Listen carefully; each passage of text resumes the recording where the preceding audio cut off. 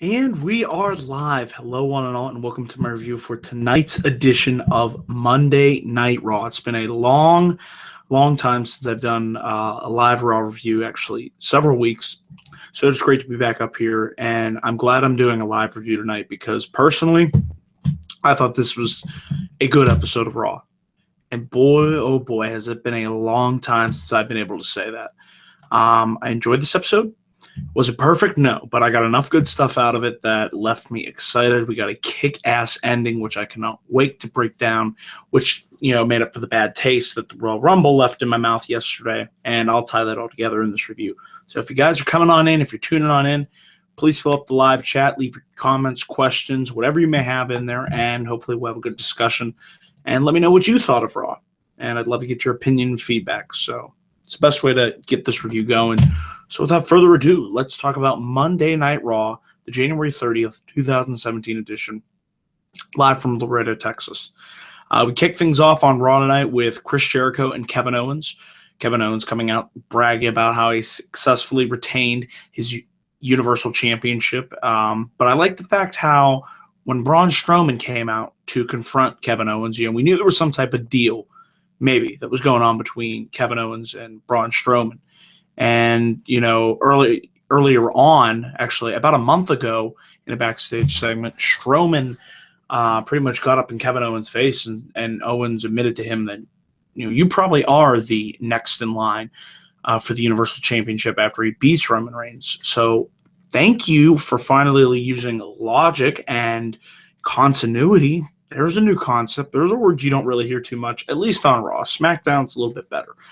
But I really like the fact that they tied in what happened on a previous episode several months ago and brought it full circle. I thought that was good. And then that led to the announcement by Mick Foley that we would have a Universal Championship match tonight, Braun Strowman versus Kevin Owens. So we had that match announced later on in the show. And then I also liked how Jericho talked about the fact that he is the 61-minute Iron Man in the Royal Rumble match, the 61-minute man, and the fact that he has competed in his total Royal Rumble amount of time that he's been in every Royal Rumble match that he's been in, he's lasted over 5 hours. So, it's the gift of Jericho, man. You gotta drink it in, man. And then after this, we had a really solid opening contest between Sami Zayn and Chris Jericho. I like this match. I think these two have really good chemistry against one another. And there was a number of nice spots in this match, a number of good near falls. I like when Chris Jericho had Sami Zayn in the walls with Jericho. It looked like Sami Zayn was going to tap out. He gave fingertips away. Jericho was, applying the pressure. But Sami was able to, of course, make it to the ropes.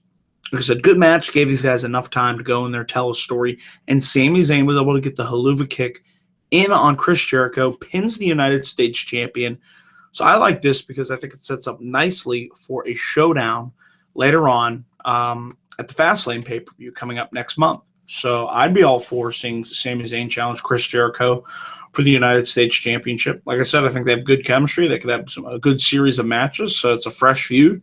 Move Chris Jericho on from fighting Roman Reigns over and over and over again. So I have no problem with this at all. So yeah, good match between Sami Zayn and Chris Jericho. What more can you say? Later on, heading into the show, we had Tony Nese versus Mustafa Ali. Not really too much to say about this cruiserweight match. It was all right. It was decent. Ali continues to impress me. I like his inverted 450 finisher.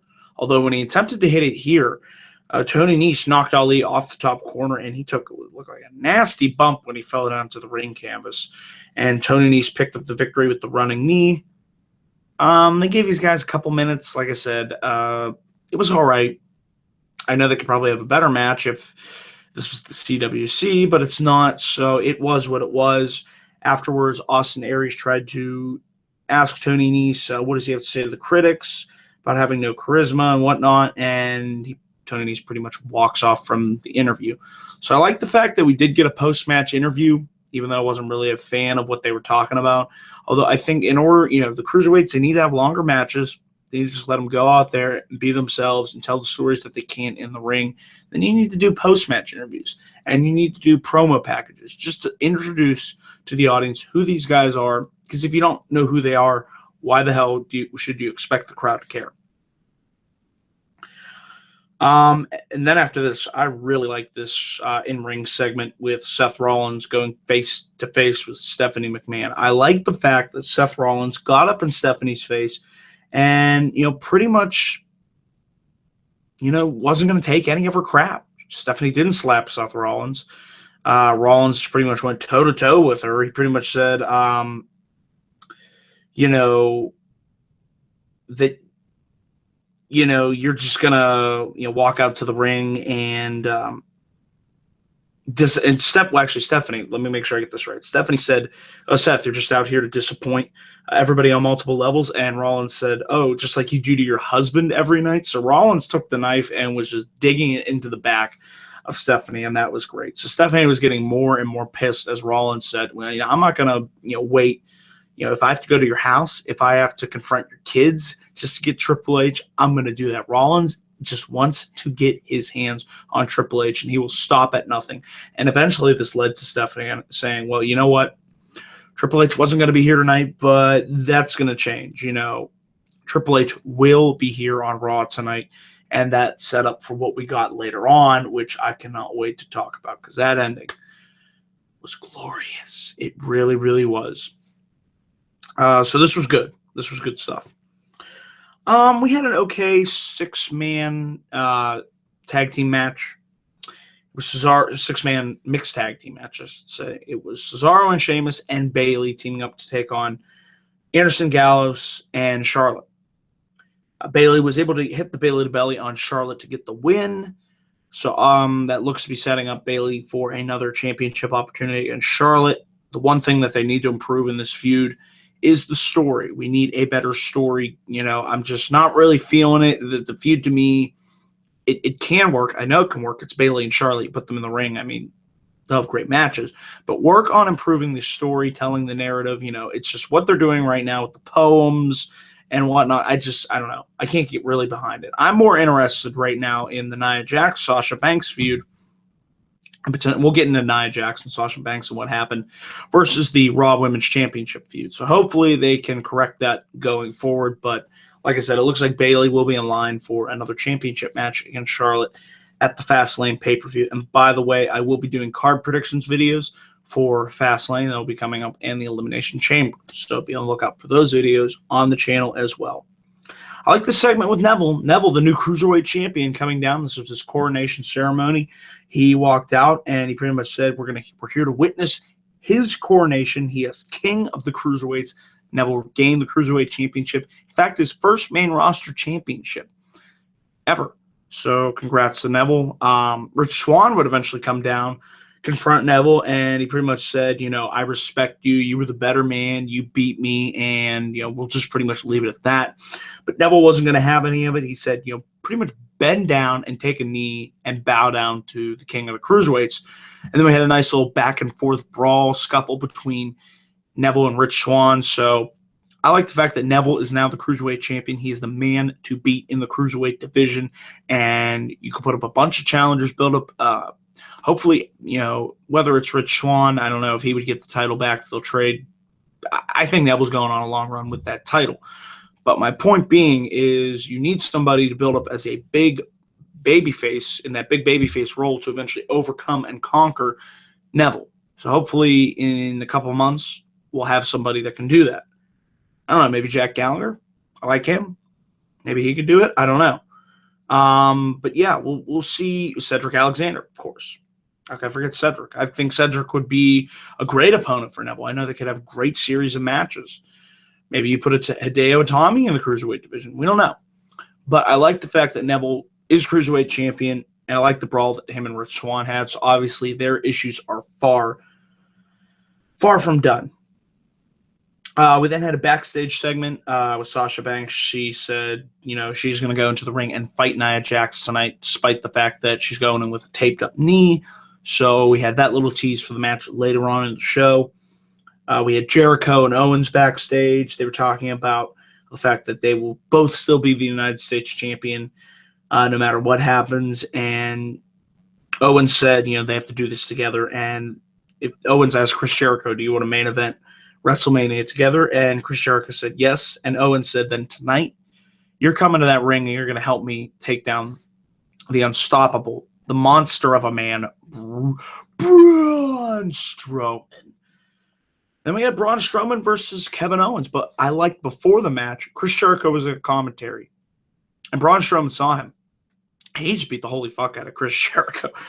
I mean, he took Jericho and threw him, slammed him through the choke slammed him through the commentary desk and laid out Jericho, which was smart because you knew Jericho was probably going to interfere in the match. And then Owens, and Strowman were, they had a little back and forth. Owens tried to lay Braun Strowman out with, he evaded Strowman, and Strowman went into the ring post. And eventually, Owens hit some somersault leg drops, hit some running sentons, was able to get Strowman down for the 2 count. But eventually, as, Owens hit the super kick on Strowman, Roman Reigns' music hit.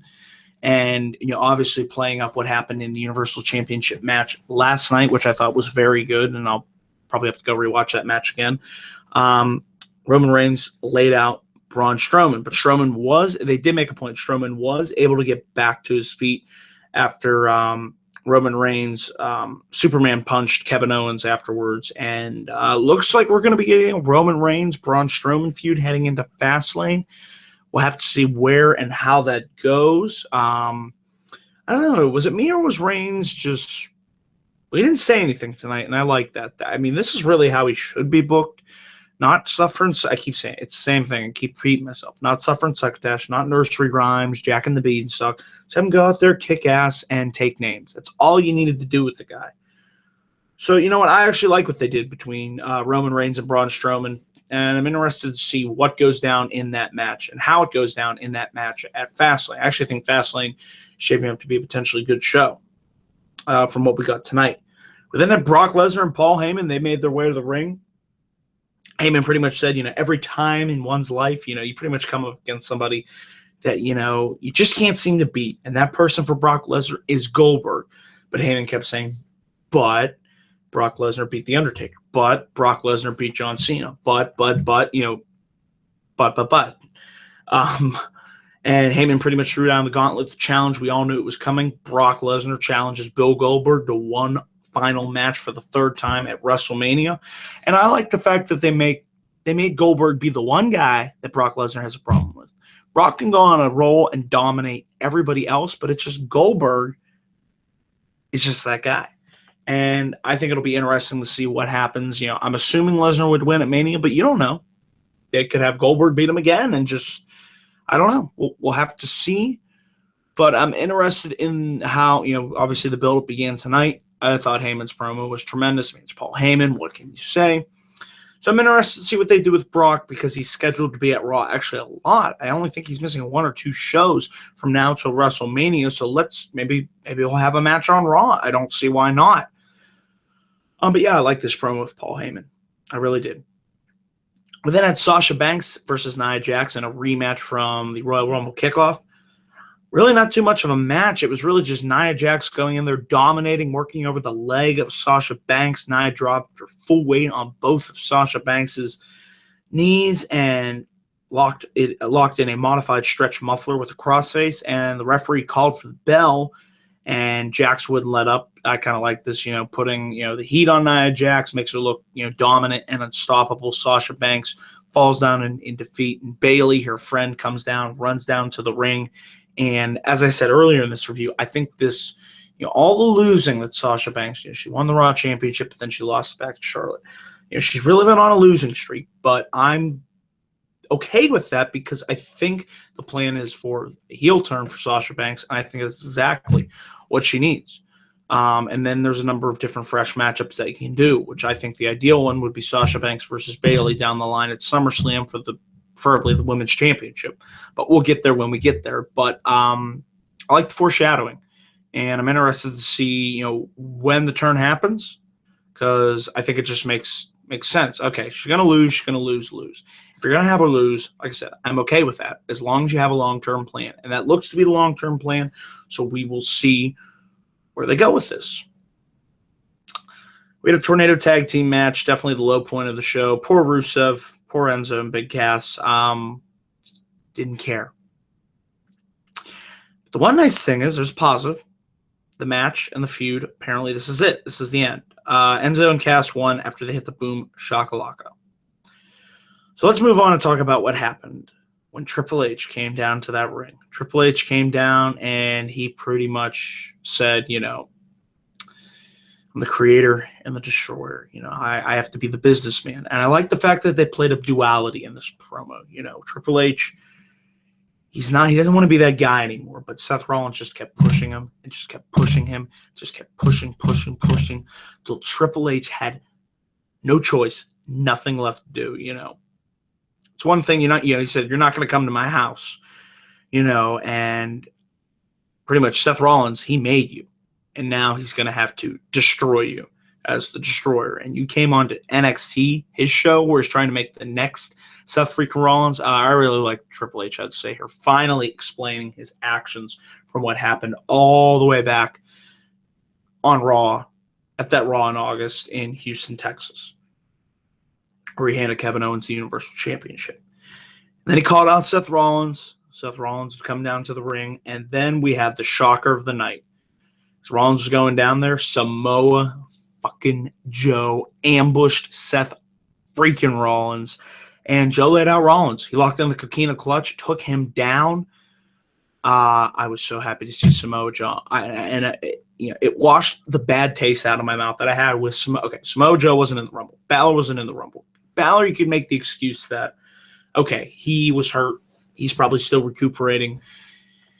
Mike, thanks for watching. Yes, Rollins. You know he's going to say that next Monday, and I already can't wait for next Monday. We got Samoa Joe debuts, lays out Seth Rollins, potentially setting up a feud down the line between Samoa Joe and Seth freaking Rollins at Fastlane. And I love the way Raw went off the air, left you with the hook, the cliffhanger. I really thought this was a good episode of Raw, but the one thing that I did want to mention, back to the Royal Rumble, takes that sour taste out of my mouth. I was like, Joe, why isn't he in the Rumble? Okay with that fact that he wasn't in the Rumble now, because this is what you did, and I'm okay with that. So, guys, I'm glad I did a live review tonight, and I'm glad I had the energy to do this. So I just want to say thank you for tuning in to watching my live Raw review. And if I had to give a grade for tonight's episode of Raw, I would give it a B+. This was a good episode of Raw as we begin the road to WrestleMania 33. Speaking of, remember, I just wanted to give you guys a heads up on the channel. I recently posted live reactions to AJ Styles versus John Cena and the 2017 Royal Rumble matches. So if you got the time, check it out. Really fun videos, great stuff. And I will be back up here tomorrow for my live SmackDown review. We'll be having a special guest on for that review. My good friend Jack Southall. You know, his channel, check him out. He's got really good content here on YouTube. And we are going to be doing another SmackDown Live review together, so hopefully there should be a lot to talk about coming out of the first SmackDown post-Rumble. So I look forward to that. Also this week, I will be doing my Fastlane and Elimination Chamber card predictions videos. So be on the lookout for that. So guys, that is it for this live Raw review. Thank you for tuning in. Leave your comments down below for what you thought of Raw. Remember to please click that like and subscribe button for more video content coming soon to this channel. Be on the lookout for me in my next video. And remember, before I go off the air, there's only one way to end this video. You just made the list. Good night, guys.